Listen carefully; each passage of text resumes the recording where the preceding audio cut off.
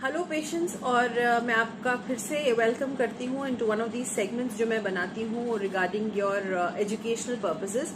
मैं चाहती हूँ कि इन वीडियोस के माध्यम से आप लोगों को रोज़मर्रा की आने वाली चीज़ों के बारे में जानकारी हो, स्पेशली प्रेग्नेंट फीमेल्स के अंदर, क्योंकि उनके दिमाग में, उनके दिल में बहुत सारे क्वेश्चंस आते हैं रिगार्डिंग स्मॉल थिंग्स। छोटी छोटी चीज़ों को लेकर उन लोगों को डाउट रहता है और ऑब्वियसली हर बार वो हर छोटे बड़े डाउट के लिए डॉक्टर को नहीं फ़ोन कर सकती हैं, और जब उनकी मीटिंग होती है डॉक्टर के साथ तो उसमें भी वो लोग थोड़ा सा कतराते हैं कुछ बेसिक से डाउट पूछने के लिए, जिसके लिए मैं पूरी कोशिश कर रही हूँ कि उन प्रॉब्लम्स को एड्रेस करते हुए भी एक वीडियो बनाऊं। बट आज का जो सेगमेंट है ये मैं उन फीमेल्स के लिए बनाना चाहती हूँ जिनके टेस्ट पे सपोज कभी उनका अबॉर्शन हुआ और वो किसी गायनेकोलॉजिस्ट के पास गए और उन्होंने उनका टॉर्च करके एक टेस्ट कराया।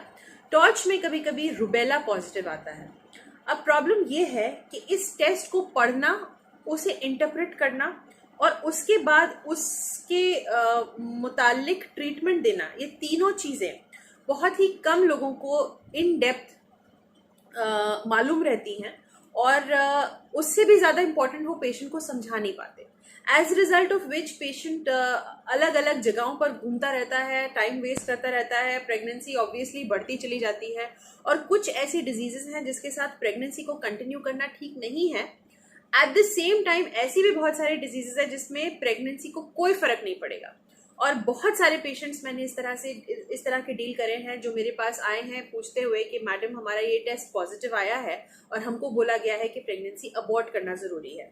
और मैंने टेस्ट जब पढ़ा तो मुझे ये बात समझ आई कि इसमें एकदम ज़रूरी नहीं है प्रेगनेंसी को अबॉर्ट कराना, कंटिन्यू कर सकते हैं। उनकी प्रेगनेंसी कंटिन्यू हुई, हेल्दी चाइल्ड हुआ, अभी वो आराम से जिंदा है और बिल्कुल हेल्दी है।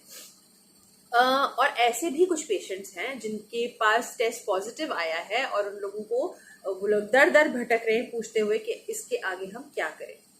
तो आज मैं उन्हीं में से एक इशू को एड्रेस करूंगी जिसका नाम है रुबेला। रुबेला इन प्रेगनेंसी अगर एक न्यू ऑनसेट इन्फेक्शन है तो ये बहुत डेंजरस है और इसके साथ प्रेगनेंसी कंटिन्यू नहीं करनी चाहिए। बट दैट बीइंग सेड, आपको ये कैसे पता चलेगा कि रुबेला एक फ्रेश ऑनसेट इन्फेक्शन है, इसी प्रेगनेंसी में इसका ऑनसेट हुआ है और ये एक रिकरेंट री इन्फेक्शन नहीं है?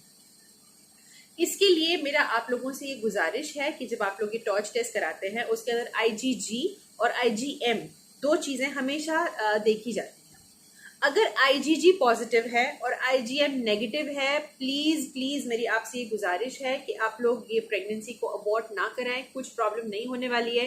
IgG का मतलब है कि इम्यूनिटी है आपकी बॉडी के अंदर, वो किसी भी वजह से हो सकती है। हो सकता है पिछला आपको कभी इन्फेक्शन रहा हो, उससे हो गई हो, या आपने रुबेला का शॉट लिया हो, MMR या रुबेला वैक्सीन आती है वो ली हुई है आपने, because there are so many reasons जिसकी वजह से IgG पॉजिटिव है और IgM नेगेटिव है। इसका मतलब है कि you are not infected in this pregnancy, you are immunized for rubella.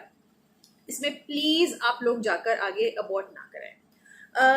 इसके आगे की चीज आपको समझने में थोड़ी सी दिक्कत आएगी। तो अगर IgG पॉजिटिव और IgM नेगेटिव है और इसलिए आपको किसी ने बोला है अबॉर्ट कराने के लिए, तो प्लीज सेकेंड ओपिनियन जरूर ले, किसी ऐसे गायनेकोलॉजिस्ट के पास जरूर जाएं जो न्यूअर टेक्निक्स और न्यूअर मोडालिटीज से रूबरू है। मैं ये नहीं कह रही हूँ कि सीनियर गायनेकोलॉजिस्ट नहीं जानते हैं या ओल्ड लोग का कोई भरोसा नहीं है। I am not at all saying that.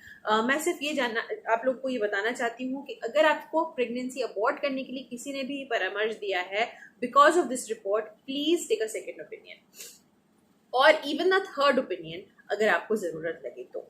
अगर आपका IgG पॉजिटिव और IgM भी पॉजिटिव आया है, even in that case there are tests जो अविडिटी मेजर करते हैं which can be used for finding out कि ये रीसेंट इन्फेक्शन है या रिएक्टिवेशन है या फिर से एक फ्रेश या टोटली फ्रेश इन्फेक्शन हुआ है, because that will change the complete course of your management.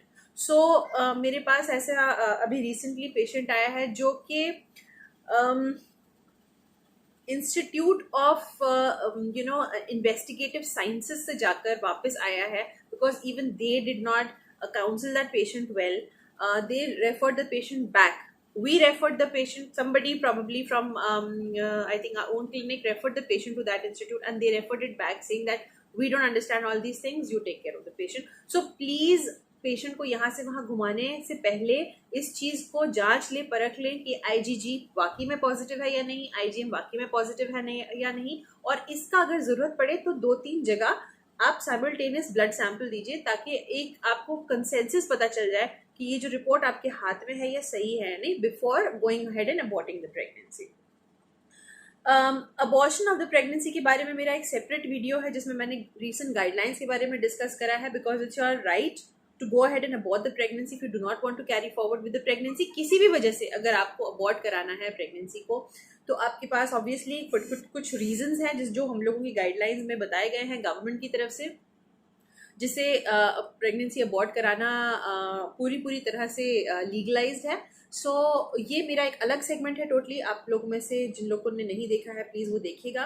But आज का सेगमेंट रिगार्डिंग रूबेला के बारे में मैं इतना ही आपको बताना चाहूँगी, क्योंकि इससे ज़्यादा आप लोग कॉम्प्रिहेंड नहीं कर पाएंगे। वो रिपोर्ट ज़रूर आप किसी ऐसे गायनेकोलॉजिस्ट को दिखाएं जो लोग जेनेटिक्स में, जो लोग latest reports, latest technology, latest test के बारे में जानते हैं, उसका कितना टाइटर है वो समझते हैं, एविडेंटी टेस्टिंग के बारे में जानते हैं, ये सारे टर्म्स मालूम होने चाहिए उनको, और अपनी काउंसलिंग में यूज करना चाहिए। तब आपको बात समझ आएगी कि you are in the right hands.